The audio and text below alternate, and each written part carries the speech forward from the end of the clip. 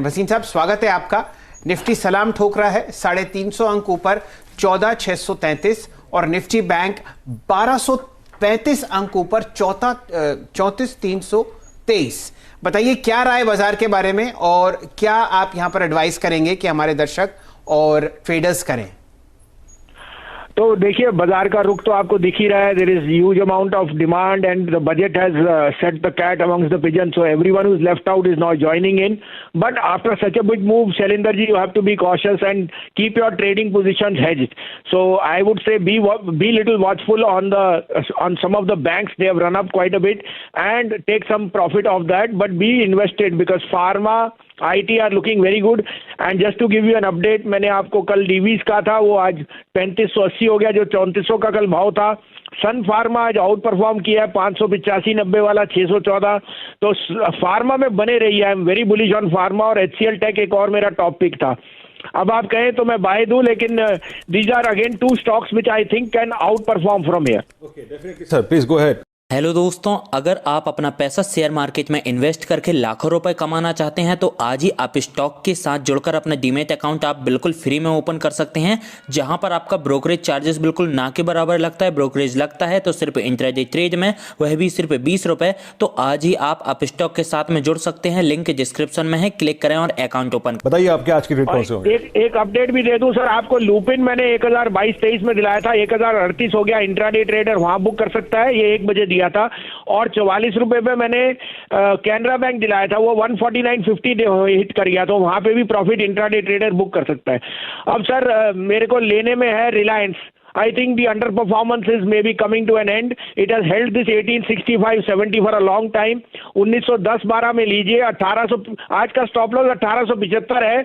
1965 से 1985 का target I think you can see by tomorrow. दूसरा बाय होएगा आपका सन फार्मा अगेन 605-6 पे हाईएस्ट क्लोज है in the last 1 month. Keep a stop loss of 588 but look for targets of 645 to 650। चलिए भसीन साहब, आप जरा हमारे साथ जुड़े रहिए। आपने 2 बाय कॉल्स दी हैं, मैं जरा दोबारा उन पर स्क्रीन पर दिखा देता हूं। 608.85 और मेरे ख्याल से पिछले 18 क्वार्टर में जो नतीजे आपने देखे सन फार्मा के कुछ समय पहले आए थे, वो सबसे बेहतर हैं। यहां पर एक बाय कॉल पोजिशनली आपको देते हुए दिख रहे हैं भसीन साहब, और ये ना सिर्फ आज या कल के लिए, ये एक हल्की सी लंबी अवधि की भी बाय आपको आती हुई दिख रही है। RIL बिल्कुल एक डिस्क्लेमर आपके लिए, अगर आप इसमें पोजीशन लेते हैं तो एक इंडिपेंडेंट फाइनेंशियल एडवाइजर से आप राय लें। 200 DMA के ऊपर आपको RIL फिलहाल ट्रेड करता हुआ दिखेगा। दिन का लोएस्ट लेवल आपके सामने था लगभग 1855 और अब आपके सामने 1913। CNBC आवास का प्रभुत्व और प्रबंधन RIL के पास है। भसीन साहब, आपका बहुत बहुत आभार। अब जुड़ते हैं श्रीकांत चौहान साहब से। श्रीकांत जी, आपकी राय लेंगे रिलायंस इंडस्ट्रीज पर। बिल्कुल तो शैल जी, रिलायंस ही हमने सबसे पहले कवर किया था कि जो लग रहा है कि एक इंट्राडे फॉर्मेशन के बेसिस पे काफ़ी अच्छा एक अपटिक दे सकता है। और साथ ही साथ इसमें प्लस पॉइंट ये है कि इसमें काफ़ी अच्छा एक शॉर्ट बिल्टअप हुआ था 1850-1860 के रेंज में। आई थिंक उसमें अच्छी एक शॉर्ट कवरिंग बन सकती है, जो ये स्टॉक को लेके जा सकती है 1950 से लेकर 1960 के करीब। तो करंट लेवल से या तो आप फ्यूचर्स बाय कीजिए या तो आप 1900 के कॉल ऑप्शंस भी बाय कर सकते हैं। बट ओवरऑल इसका अगर ट्रेंड देखें तो मुझे लगता है कि ये 1960 से लेकर 1980, जैसे भी भसीन साहब ने बताया, मुझे लगता है उसी लेवल्स के करीब ये आने वाले दिनों में दिखाई दे सकता है। चलिए, जैसे जैसे चर्चा हो रही है रिलायंस इंडस्ट्रीज की, आपको प्राइस टिक्स बढ़ते हुए दिखेंगे। कैश में और फ्यूचर्स में डायरेक्टर साहब स्क्रीन पर आप दिखा दीजिए। कैश में 1921 चर्चा यहां पर शुरू हुई थी 1910 पर, और फ्यूचर्स में आपको ये स्टॉक प्रीमियम पे ट्रेड करता हुआ दिखेगा 1932। दोनों चार्ट्स आपके सामने फिलहाल स्क्रीन पर आती हुई दिखेंगी रिलायंस इंडस्ट्रीज की। और बहुत ही जबरदस्त प्राइस एक्शन आपको निफ्टी पर भी आता हुआ दिखेगा। अब 350 अंक ऊपर 14,630 और निफ्टी बैंक आपको ट्रेड करता हुआ दिख रहा है 1200 अंक ऊपर 34,280। ये फ्यूचर्स आपके सामने आए और अब आपके सामने कैश का काउंटर भी फिलहाल स्क्रीन पर आता हुआ दिखेगा। चलिए, बाजार बंद होने में 23 मिनट हैं। एक राय बहुत अति आवश्यक है और वो है इंडिगो पेंट्स पर। हमारे डायरेक्टर साहब आपको एक इंट्राडे चार्ट दिखाएंगे। आज ये IPO लिस्ट हुआ और आज यहां पर जो आपने वैल्यू डिस्कवरी देखी है वो देखते ही बनती है। दीवान साहब से बेहतर कोई इंसान नहीं जो इस रैली को एक्सप्लेन करे और राय दे कि यहां पर आपको क्या अब करना चाहिए। दीवान साहब 20% ऊपर, जबकि 80% ऊपर आपने इसका डिस्कवर्ड प्राइस देखा था। अब बताइए इंडिगो पेंट्स में क्या करना चाहिए उन खुशनसीब निवेशकों को जिनको आईपीओ में स्टॉक मिला है? देखिए, आईपीओ में जो शैलजी स्टॉक मिलता है, जो अप्लाई करते हैं, उसमें दो किस्म के लोग हैं। एक जिनको तो लिस्टिंग पे निकलना ही है, जो भाव अच्छा मिला तो निकलना है, तो उनके लिए तो कोई दो राय है ही नहीं इसमें। आप दोनों हाथ से रंग बटोरें और प्रॉफिट बुक करें।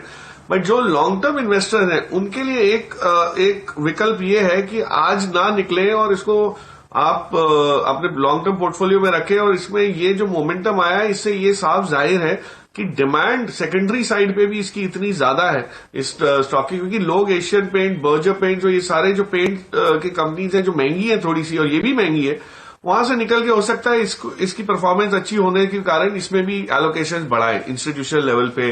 तो लॉन्ग टर्म पोर्टफोलियो में ये रहेगा। मुझे लगता है ये स्टॉक आपको अगले कई सालों तक डिस्कस होगा। तो ये वैसी वाली चीज नहीं है जो कुछ समय बाद एक फिजा चेंज होती है और आप भूल जाते हैं। ये अच्छा खासा आपके प्रोमिनेंट पोर्टफोलियो पिक रह सकती है काफी लोगों की। तो लॉन्ग टर्म में रखने में कोई हर्ज नहीं है। बट लिस्टिंग गेन वाले जो लोग हैं उनके लिए तो ज्यादा सोचने की जरूरत ही नहीं। पोर्टफोलियो में बने रहे। दीवान साहब, इस पर चर्चा हो रही थी कि पेंट्स कंपनी जिसका आपके सामने मार्केट कैपिटलाइजेशन अब हो गया लगभग 15,000 करोड़, 121 के पीई पर चल रही है और मार्केट शेयर डेकोरेटिव बिजनेस में सिर्फ 2% है। एशियन पेंट्स को आप देख लें, 85 का पीई है, लेकिन कम से कम यहां पर 40 साल की परफॉर्मेंस आपने लिस्टेड स्पेस में एशियन पेंट्स को देखी है। जाहिर है बुल मार्केट है, लेकिन डेविल्स एडवोकेट बनना हमारा फर्ज है और ये एक सवाल का जवाब दीजिए कि क्या इस लेवल पर लोग बाइंग करें? नहीं, बाइंग बिल्कुल बाइंग की जगह नहीं है शैल जी। मैंने जैसे कहा, ये लॉन्ग टर्म पोर्टफोलियो में इसलिए रखने की, मतलब जिनको लॉन्ग टर्म पोर्टफोलियो में रखने का वो है अंदाजा, वो निकलेंगे तो नीचे ले नहीं पाएंगे, इसलिए मैं निकलने के लिए नहीं बोल रहा। महंगा तो जरूर है, हो सकता है ये आज 3100 का जो लेवल है यहां से घट के वापस आपको 2500-2600 बहुत जल्द दिखेगा। आप देखिए बर्गर किंग में क्या हुआ है। बर्गर किंग में जो एक्साइटमेंट थी, कहां तक गया, आपने 190-200 के करीब जाते हुए देखा, फिर आज पड़ा हुआ है 140-135 की जोन में, कोई पूछ नहीं रहा। तो ये सब होती है चीजें। तो आज पहला दिन है, नया नया वो दौड़ लगा रहा है, इसलिए उस टाइप की एक्साइटमेंट है। बट खरीदने की कोई चेष्टा इस लेवल पे ना करें, क्योंकि थोड़ा सा ओवर प्राइस जरूर, जैसे मैंने कहा, महंगे, हर एक पेंट कंपनी महंगी है। अब वो जब सस्ती होंगी तब आपके पास ऑप्शन बन जाएंगे कि कौन सी लेनी, किसकी ग्रोथ देख के लेनी। बट फ्रेश बाइंग के लिए बिल्कुल सलाह नहीं है।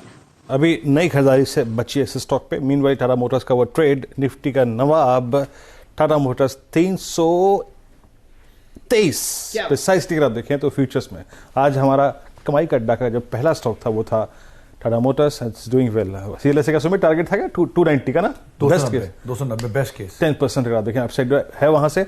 टाटा मोटर्स टाटा केमिकल का ट्रेड दिया था मैंने अभी 17 रुपए की वो कॉल अभी 22 रुपए की होके आ गई। तो क्या गजब का मूव मिल रहा है टाटा समूह। मेरे ख्याल से वीरेन जी, मैंने ये अक्सर देखा है कि उस वक्त ना बड़ी मायूसी होती है इस वक्त कि अगर ठीक टारगेट और बढ़ा देते 10% तो क्या था। लेकिन आप देखिए ये बहुत से लोग ना शैलजी इस पर डिनायल मोड में रहेंगे जी कि भैया ये नहीं है वो है, लेकिन जो प्राइस है वो भगवान है जी। 330